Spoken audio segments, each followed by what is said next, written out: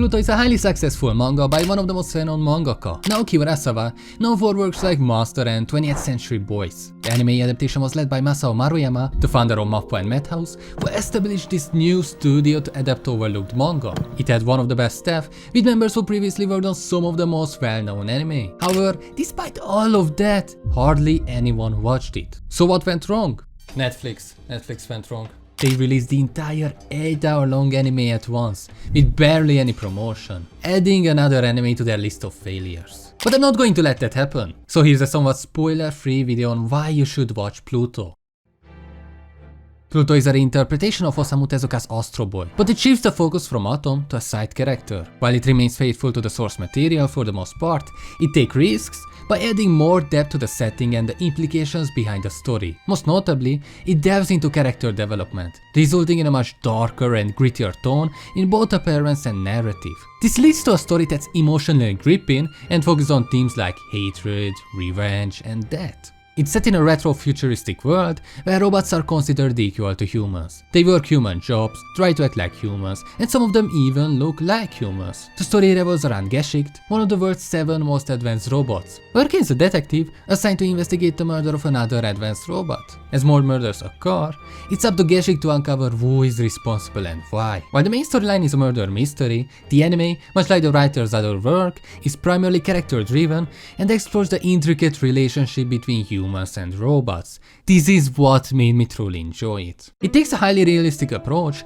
addressing many issues we face in our current world, such as discrimination against people we don't know and life after war. The series provides a well-detailed exploration of both sides' perspectives, which I haven't seen portrayed in anime before. One of the most interesting concepts in the anime is how robots work. There has been a recent influx of media focused on robots, but Pluto does it in a really unique way. What sets this anime apart, and what I haven't seen before, is the wide variety of robots. They come in all sorts, with different technologies and appearances. Some are so advanced that they look nearly indistinguishable from humans. It's really interesting how most of the robots were built with the idea to be as human as possible. There is just something so weird about seeing a robot trying to act like a human. I like that they feel really human though, because now we got this concept where we can see they can have their own thoughts, they can feel happiness and sadness, yet they don't always comprehend why or when it's supposed to happen, and there is something really interesting about the robots slowly understanding emotions they aren't supposed to. On the other side,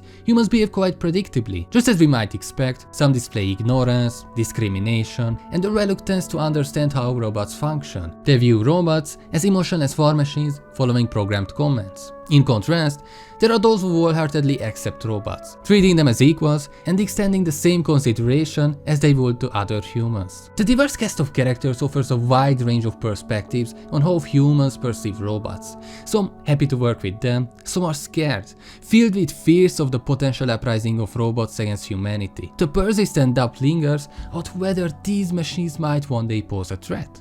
Now, what makes this work so well is the strongest aspect of Pluto, the characters themselves. The anime has a huge amount of characters, which means that even some of the most important ones won't have a lot of screen time, which you can definitely feel sometimes. However, despite their limited appearances, the anime does an excellent job in exploring each character. It allows us to understand their motivation, lives, goals, and identities within a relatively short frame time. Instead of spoon-feeding us information, the anime conveys these details through character actions, which I personally like a lot more. I hate when animes try to explain every single thing that's happening. Like, just let me figure it out, man. What I found really interesting is that a lot of things are really predictable. You know what kind of intentions a character has just by the way they act. It's easy to figure out who's behind what, and in most cases I would hate the idea of that. Like, the reason most people hate Erased is because of how predictable it is. It's not the same thing, but it's not a problem. Because just because it's easy to know who did it, we won't understand why. And exploring that is really interesting. I also really like that it constantly poses us the question about who is bad, who is truly wrong,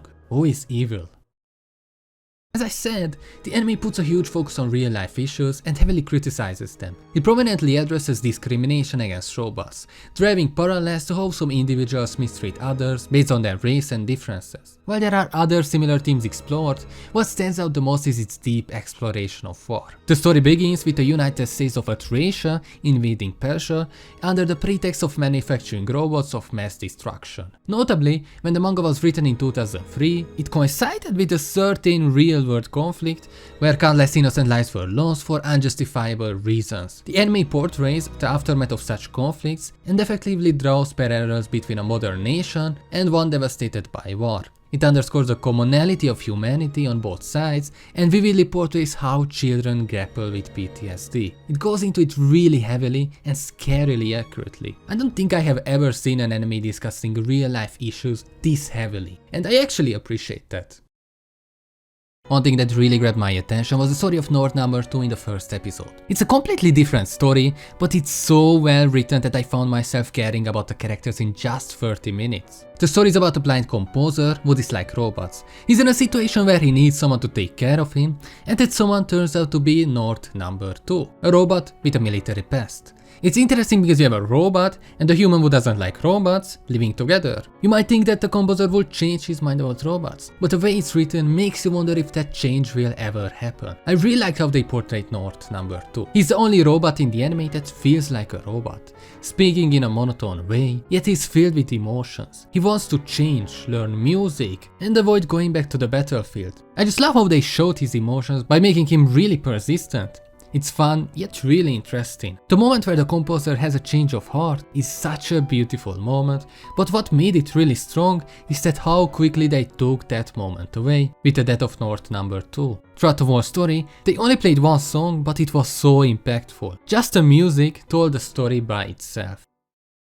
Overall, quality-wise the anime is perfect. I really couldn't find a moment that I could criticize. Maybe a few fight scenes fully animated would have been cool to see, but that is not the point of the anime. This is not a shonen. There are not much action, but the animation stays top quality throughout the whole anime. The characters are constantly moving, there are a lot of unique perspectives, a huge variety of backgrounds which I really love. One thing that was really different is the usage of music. There are a lot of silent moments which felt a bit weird, cause usually you always hear some sort of music in the background. Overall though, it really couldn't get any better. Pluto was so much fun to watch, it has amazing character, Gesicht became one of my favorite. There's just so much variety, it talks about so many things, so many different storylines that connect to each other. I truly believe that Pluto is anime of the year.